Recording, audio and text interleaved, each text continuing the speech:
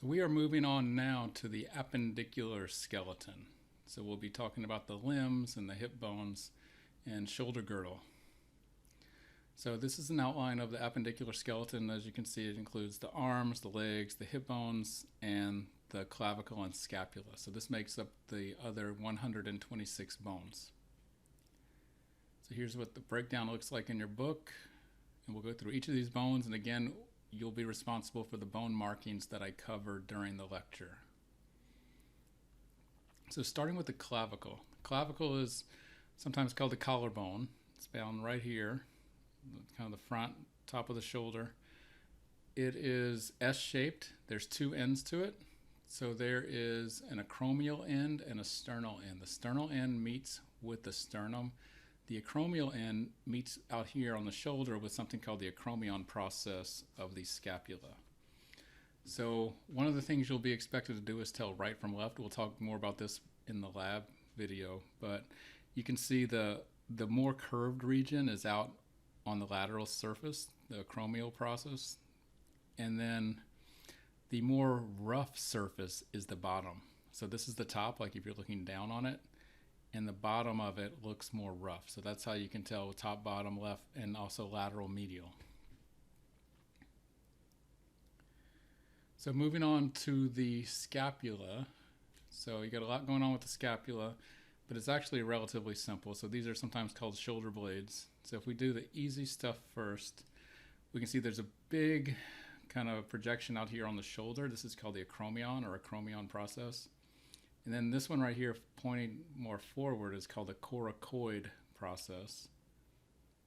The glenoid cavity is where your upper arm bone would fit in, your humerus. And then it gets kind of easy. So you got these borders. So the lateral border is out to the side, like laterally. The medial border is towards the vertebra of the body. So going towards the midline of the body. And the superior border is on top. Then we have two angles. We have a superior angle here and an inferior angle here. And one last thing is the front of the scapula has a big depression in it, this whole thing, called the subscapular fossa. This is important because we have a muscle that fits in there called the subscapularis. So then some people call this the body. I'm not going to ask you that though. If I point here on an exam, I want you to say subscapular fossa. Then if we look at the back of the scapula, we see a few more things. So there's this ridge running along the back. This is the spine. And then we have two fossas. The fossa on top of the spine is called the supraspinous fossa. And the fossa on the bottom is called the infraspinous fossa. And just like in the front, we're going to have muscles here called the supraspinatus and the infraspinatus. And everything else here we've covered, at least the things you're responsible for. So moving down to the humerus, this is your upper arm bone. So this is the right humerus you're looking at. So the head is what fits into the glenoid cavity of the scapula. Then we have these two bumps right here, greater tubercle, lesser tubercle. So the greater tubercle is lateral. The lesser tubercle is more anterior. And then there's a groove between the two called the intertubercular sulcus.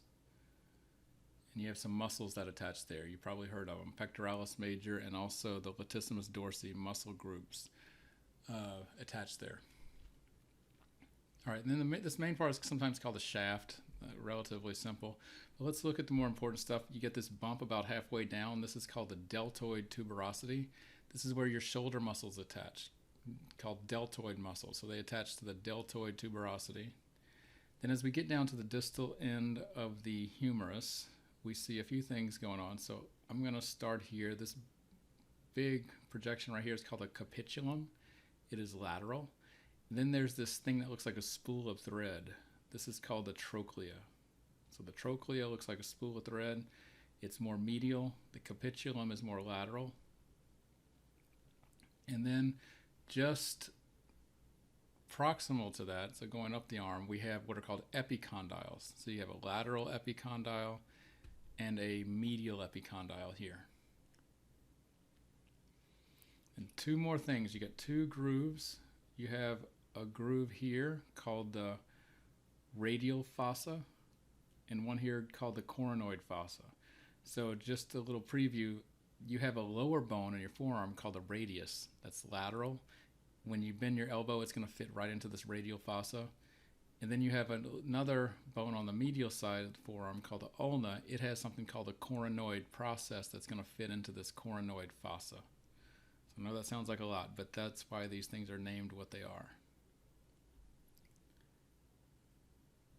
If we look at the back of the humerus, the only other marking we can see is something called the olecranon fossa.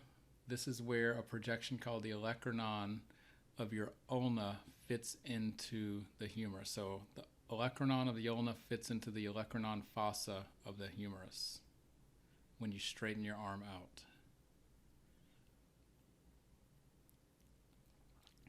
So moving down to the forearm bones. So the radius is the lateral forearm bone. So this is it right here. So there's a head that is proximal. And then the distal end, this would be by your wrist. There's a projection on the lateral surface called the styloid process. And you can feel this on the thumb side of your wrist. So styloid process, here's the head of the radius. The head of the radius is nice and round. And there's a bump right here that's important called the radial tuberosity. The radial tuberosity is important because this is where your biceps brachii muscle attach and allows you to bend your elbow. The neck is this constricted region right here, not an overly big deal. So the head is proximal. You get the radial tuberosity where the biceps muscles attach. And you have the styloid process down by the wrist. And then connecting the radius and ulna, there's a band of connective tissue. This is just called the interosseous membrane, which basically means the membrane between the bones. So moving on to the ulna, which is the medial forearm bone. So it has a head also, but the head of the ulna is distal. It's down here by the wrist. It also has a styloid process, which you can see right here coming off the head. And this would be on the medial side of the wrist. And then you have this big notch. You can see the front of it here, and if we look at a side view, you actually see it better. This big thing right here, this is called the trochlear notch. This is where the trochlea of the humerus fits in, and it forms basically the elbow joint. So trochlear notch, that's where the trochlea of the humerus fits in to the ulna.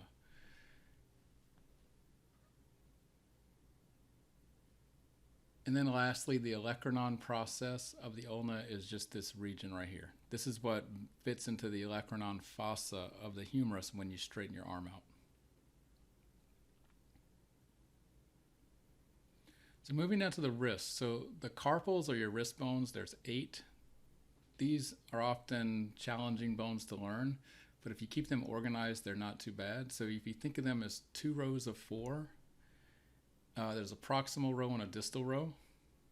So we're going to just start here and kind of go across. So scaphoid, lunate, triquetrum, and then pisiform is this one right here that you can feel on your pinky side of your, kind of almost like the palm of your hand.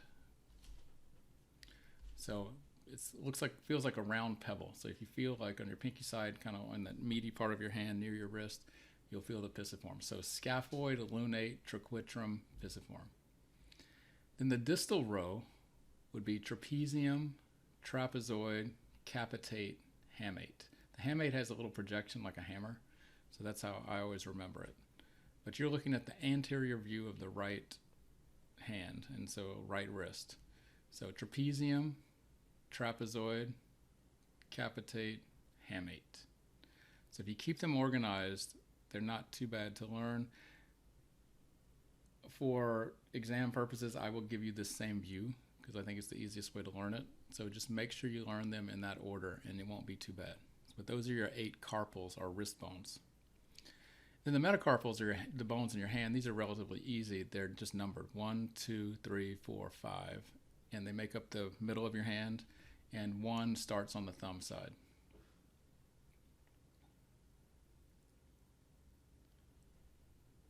And phalanges are the digits.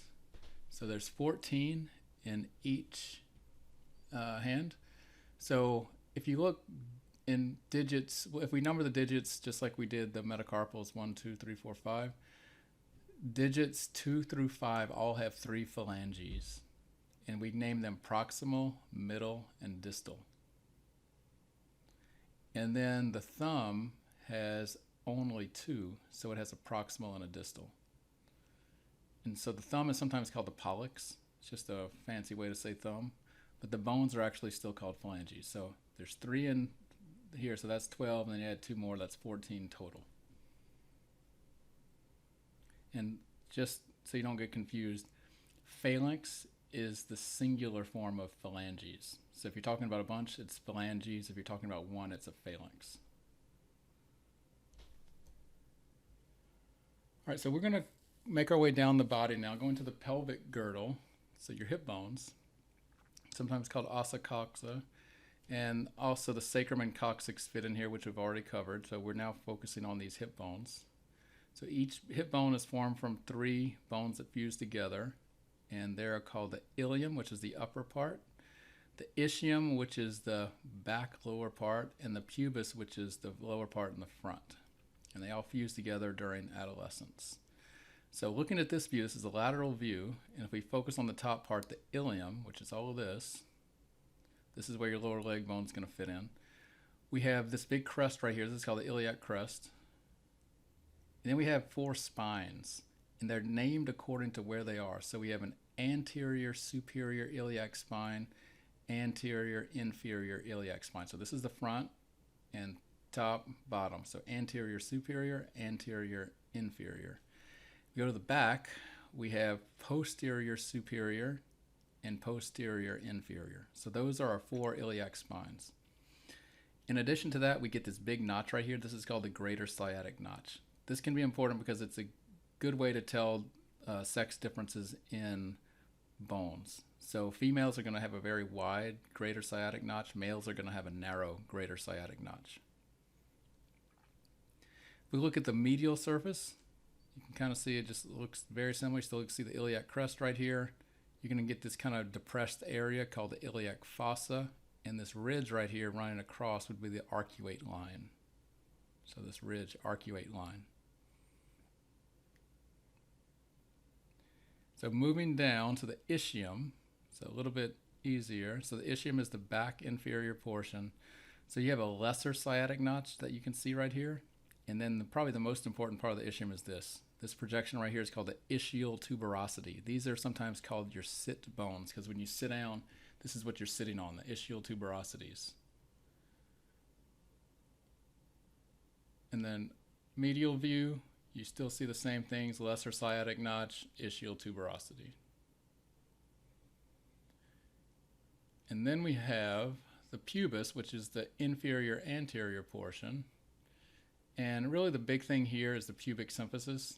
So you can't really see a whole lot right here. You see it there, and you also kind of see it here, but it's best, the pubic symphysis, remember that's that ring of fibrocartilage where the hip bones meet in the front. It's best if you look at both hip bones together, so it would be like right here. So when both hip bones are meeting together, your pubic symphysis is this part right here. So then we have some markings that cross over more than one region. So we have this big opening right here. This is called the obturator foramen. And then the socket where your femur or your lower leg bone fits in, this is called the acetabulum. So acetabulum, obturator foramen. So moving down to the femur. Femur is a thigh bone. So it's really big bone, and so it has a head. This is what fits into the hip bone, fits into the acetabulum of the hip bone. The neck is the constricted region. The shaft is just the main part. And then we have something that's very unique to the femur. We have this big projection right here called the greater trochanter. Then one that's more medial and towards the back. This is called the lesser trochanter. So greater trochanter, lesser trochanter.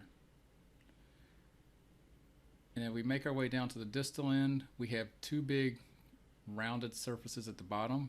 These are called condyles. We have a lateral condyle and medial condyle. You can actually see these better from the back. And then just above that, or just proximal to that, you have a lateral epicondyle and a medial epicondyle. So just to show you the back of the femur, these are the condyles I was talking about. So you can see them clearly from the back. So medial and lateral. So other things, you can see this ridge running down the back of the femur. This is the linea aspera. You have some muscles that attach there.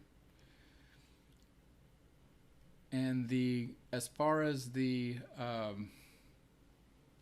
gluteal tuberosity, this is not imperative that you can find it here because it's not going to look that much. So just know this is where your gluteal muscles attach. We'll talk about it later when we talk about muscles, but I'm not going to have you identify the gluteal tuberosity. It doesn't look like much. But the line right here is the linea aspera. All right, the patella is your kneecap. Relatively simple. The patella is a sesamoid bone, and what that means is that it's a bone that's actually formed within a tendon. So it kind of sits in connective tissue. So there's a base, which is the top portion, and an apex, which is the bottom pointed portion.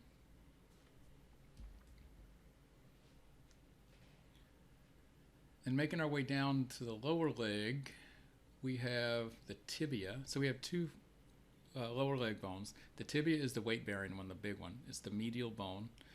If we look at it from this view, we have condyles up here. These meet with the condyles of the femur. So lateral condyle, medial condyle. And probably the most important bone marking on the tibia is this right here. This is called the tibial tuberosity. This is where your quadriceps muscles in your thigh attach. So the tibial tuberosity right here in the front. The medial malleolus is this bump on the medial side of your ankle. So when you feel a projection on the medial surface of your ankle, that's the medial malleolus of the tibia. And there is an interosseous membrane here too. It's just not shown in this picture. If we look at the posterior view, there's really not a whole lot else to see. So I don't have anything to add here. So we're going to move on to the fibula. So the fibula is the lateral lower leg bone.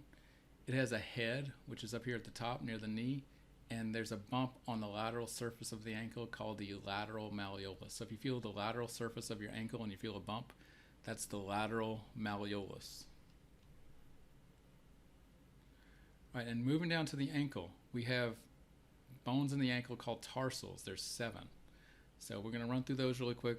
We'll start with what I'm going to call the big 3. So your heel bone is called the calcaneus. The one above that is called the talus. So if we look at this view, calcaneus, and the talus is here. Then just in front of the talus, we have the navicular, which you can see here.